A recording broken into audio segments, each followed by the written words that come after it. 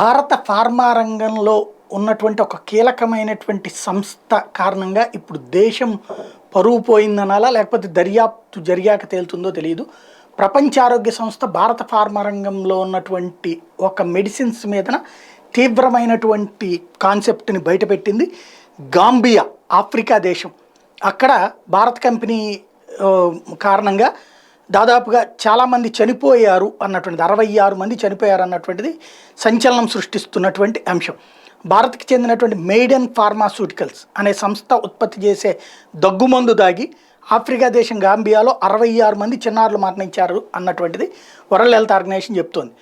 అయితే మరికొందరు కిడ్నీ సమస్యలతో బాధపడుతున్నారని కూడా వరల్డ్ హెల్త్ ఆర్గనైజేషన్ తేల్చింది. Promethazine oral solution, Kofexmalin baby cough syrup, Makoff baby cough syrup and Magrip N Cold syrup, ఈ 4 కూడా ప్రమాదకరమైనవి.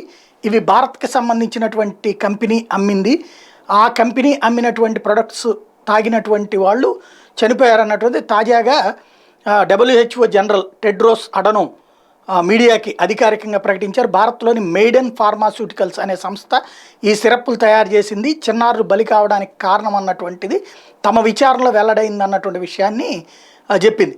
WHO విచారణ దీని మీదన WHO విచారణ ప్రారంభించిన తర్వాత చిన్నారుల మరణాలు బాధాకరమని చెప్తూ ఈ 4 మందుల కారణంగానే జరుగుతోందని, ఈ సంస్థ భారతదేశంలోని హర్యానాలో ఉంది, హర్యానాలో తయారవుతున్నాయి అన్నటువంటి విషయాన్ని కూడా WHO పేర్కొంది.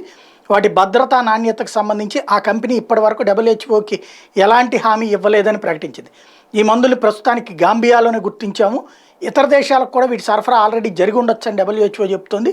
మరింత నష్టం జరగకముందే వెంటనే అన్ని దేశాలు ఆ ఉత్పత్తులు ప్రజల్లో పంపిణీ కాకుండా చర్యలు తీసుకోవాలని సూచించింది. ఈ మందుల కారణంగా సెప్టెంబర్లో చిన్నారుల మరణాలు సంభవించినట్టు WHO చెప్తోంది. ల్యాబొరేటరీలో ఆ 4 మందుల్ని పరిశీలించినప్పుడు వాటిల్లో మోతాదుకి మించి డైథిలిన్ గ్లైకాల్, ఇథిలిన్ గ్లైకాల్ కలిపినట్టు గుర్తించామని చెప్తోంది. ఇది పెద్ద సంచలనాత్మకమైనటువంటి ఒక రకంగా దేశానికి పెద్ద దెబ్బని చెప్పాలి.